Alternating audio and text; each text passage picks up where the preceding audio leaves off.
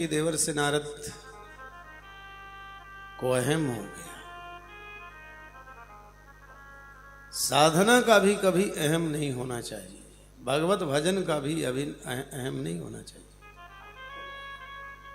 गोपियों को मान हुआ, श्री राधा रानी के मान को भगवान ने नहीं बर्दाश्त किया और श्री राधा रानी के मान को भी भगवान ने तोड़।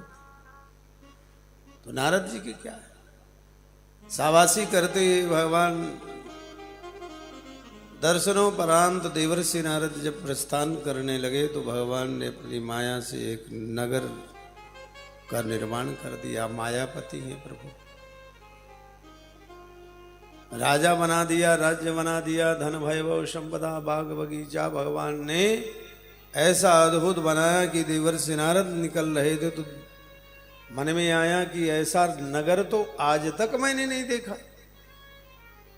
सारे पृथ्वी का न जाने कितनी बार परिभ्रमण करने के बावजूद भी, पंखा को चला दो, न जाने कितनी बार धरती को भ्रमण करने के बावजूद में भी ऐसा नगर नहीं देखा।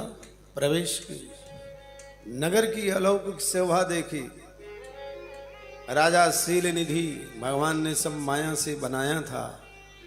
देवर्षि नारद का भव्य स्वागत किया। देवर्षि नारद ने पूछा, राजन इस राज्य में मेरा पहली बार प्रवेश हुआ है, ऐसा लग रहा है कि कुछ उत्सव आदि है। मेरी बेटी की शादी, इच्छा स्वयंवर है, देश देश के राजा महाराजाओं का पदार्पण हो रहा है।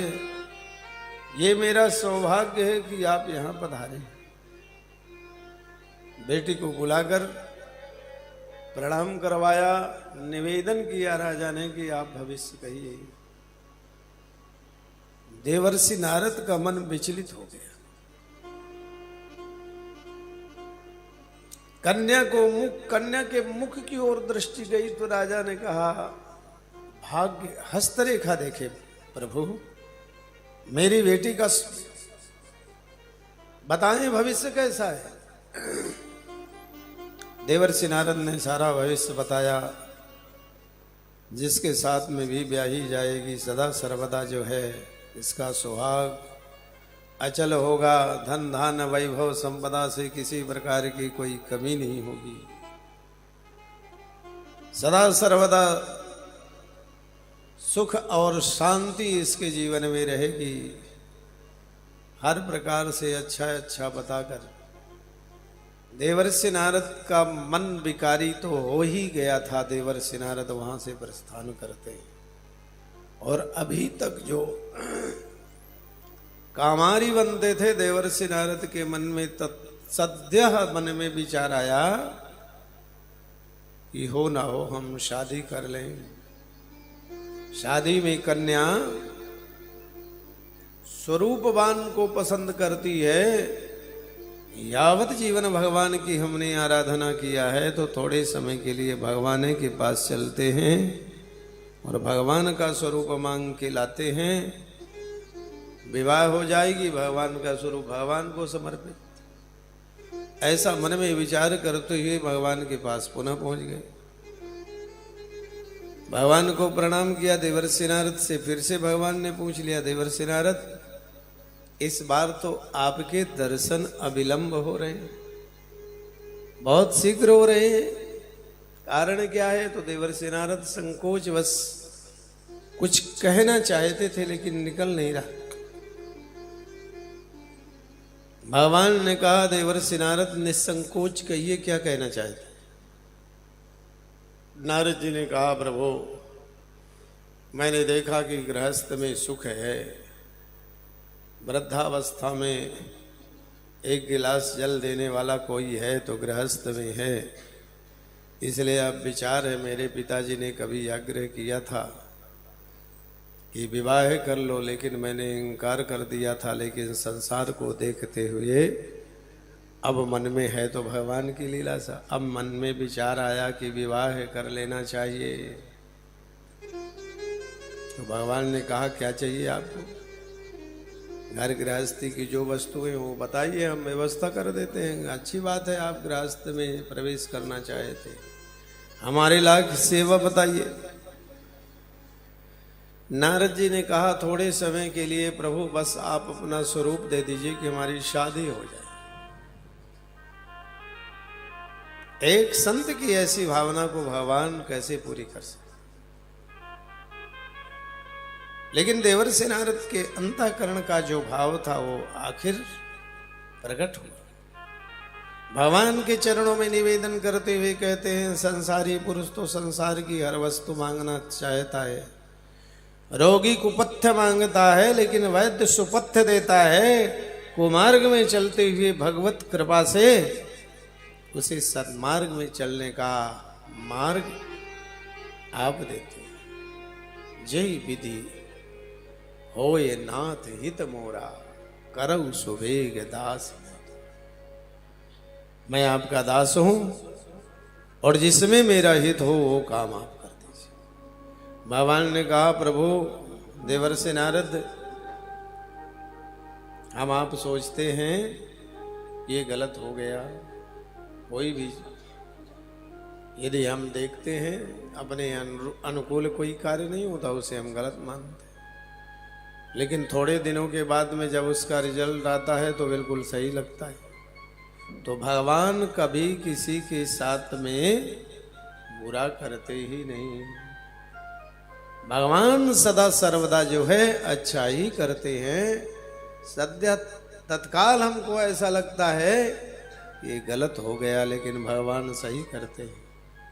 भगवान ने कहा, नारद जी जिसमें आपका परम हित होगा वही हम करेंगे। वो देवर्षि नारद स्वयंवर में पहुंच गए। भगवान ने हरि रूप दिया। हरि कहते हैं हरि भगवान को, हरि कहते बंदर को। शब्दाना मने कर था। हरि बंदर का भी नाम है, हरि भगवान का भी नाम है। भगवान ने कहा हम अपना ही रूप दे देते हैं तुम्हें। तो बंदर का स्वरूप दे दिया। देवर्षि नारद राजाओं महाराजाओं के बीच में जाकर के आसन ग्रहण करते हैं। वहां 2 रुद्रगण थे। अब देखो भगवान की कैसी कृपा। देवर्षि नारद को इस स्वरूप में बरमाला लेकर आने वाली राजकुमारी के अतिरिक्त किसी ने नहीं देखा वानर रूप में। यदि देखा तो शिवगणों ने देखा, अन्यथा किसी ने नहीं देखा। तो भगवान तो कल्याण ही करते हैं जीव का। अब वो बरमाला लेकर के जब राजकुमारी आई तो देवर्षि नारद नोक झोंक करें, यहाँ वहां देखें, लेकिन वो राजकुमारी देवर्षि नारद के तरफ देखने की क्या बात, दूर से दृष्टि पड़ी तो उस तरफ ही नहीं गई। मायापति भगवान, सारी लीला भगवान की थी, भगवान विराजमान थे। उस देवी ने, राजकुमारी ने भगवान श्रीमन नारायण को वरमाला पहनाई। बोले लक्ष्मी नारायण भगवान की जय। रुद्रगणों ने देवर्षि नारद से कहा, वरमाला कैसे पहनाए राजकुमारी, अपना मुख तो देखो दर्पण में। और देवर्षि नारद ने जब अपना दर्पण में मुंह निहारा तो सबसे पहले रुद्रगणों को ही श्राप दिया, जाओ राक्षस हो जाओ। चले दुखी होकर के क्रोधातुर देवर्षि नारद जब प्रस्थान करते हैं, थोड़ी दूर चले तो भगवान पीछे से आ गए। उसी राजकुमारी को बैठाई हुई दुल्हन रूप में। और भगवान ने पूछ लिया, नारद जी कहाँ तक जाना है, आ जाओ रथ में। अब देवर्षि नारद भगवान के ऊपर बरसे, अरे किसी का कल्याण ना चाहने वाले विष्णु, तुम सदा सर्वदा जो है भक्तों के प्रति अन्याय किए हो, सदा सर्वदा स्वार्थी हो। कभी तुमने जो है परमार्थ की भावना नहीं रखी है। न जाने कितने अनगिनत भक्त आपके दुखी हैं, लेकिन अपने सुख समृद्धि के सामने आपने किसी को नहीं देखा। आप वैभव संपन्न किसी को देखना ही जानना नहीं चाहते। अब देखो देवर्षि नारद एक संत बरस रहे हैं और भगवान सुन रहे हैं। भगवान सुनते रहे। देवर्षि नारद ने कहा आपने मेरा सुख छीना है, मेरा विवाह नहीं होने दिया, आपको भी धरती में आना पड़ेगा। आप नारायण हैं, आप भी धरती में आओगे और आपको भी नारी विरह होगा। भगवान सुनते रहे, स्वीकार करते रहे। आपने मुझे बंदर का रूप दिलवाया, जब आप धरती पर अवतरित होंगे तो वही बंदर भालू आपकी रक्षा करेंगे।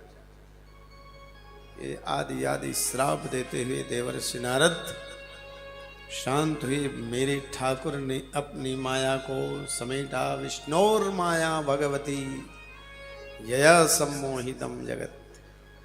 भगवान ने जैसे अपनी माया को समेट लिया, अपने आप में समाहित किया, ना वहां राज्य, न राजा, न बाग, न बगीचा, न राजकुमारी, न वैभव, न संपदा।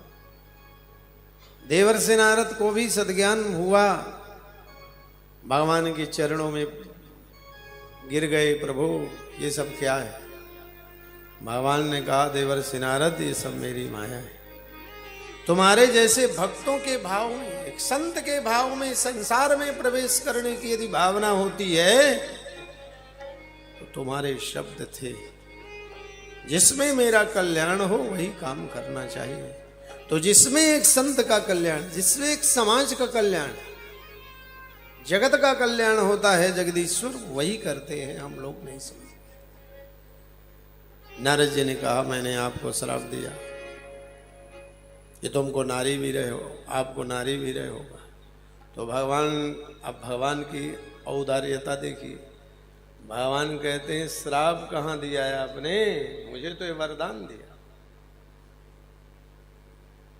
मैंने शादी नहीं होने दिया आपकी, लेकिन आपने कहा नारी विरह होगा। तो इसका तात्पर्य है शादी तो मेरी होगी, इसके बाद नारी विरह, मैंने तो शादी नहीं होने दिया। आपने कहा बंदर भालुओं से, यदि आप कहे होते बंदर भालुओं से सावधान, तो आपने कहा बंदर आपकी रक्षा करेंगे। ये तो वरदान सिद्ध हुआ। इसलिए हे देवर्षि नारद, मैं आपके इस अभिशाप को, श्राप को वरदान मांगता हूं। नारद जी कहते हैं ये तो आपकी उदारता है, लेकिन मुझे शांति कैसे मिले,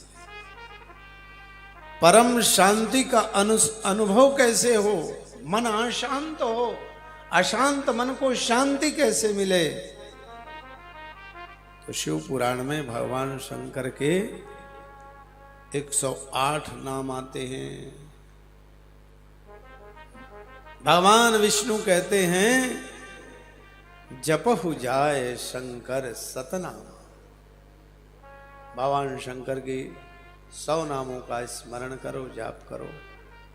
समस्त कामनाओं को पूर्ण करने वाले और सुख और शांति को देने वाले महेश्वराय नमः, अघोराय नमः, कपर्दिने नमः, पिनाक पाणिने नमः, 108 नाम, इनसे पूजा करिए।